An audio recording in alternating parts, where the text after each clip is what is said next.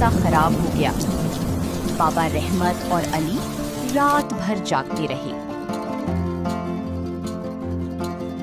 بیٹا، یہ بارشیں بھی اللہ کی رحمت ہوتی ہیں۔ صبح ہوئی تو گاؤں کے لوگ نقصان دیکھنے نکلے۔ علی فوراً درخت کی طرف بھاگا۔ اس نے دیکھا کہ گھونسلہ زمین پر گرا پڑا ہے۔ ایک بچہ زخمی تھا، باقی دو ڈرے ہوئے تھے۔ چڑیا ان کے پاس بیٹھی بے بسی سے ادھر ادھر دیکھ رہی تھی۔ علی کی آنکھوں میں آنسو آ گئے۔ اس نے احتیاط سے ننھے بچوں کو اٹھایا۔ بابا رحمت بھی آ گئے۔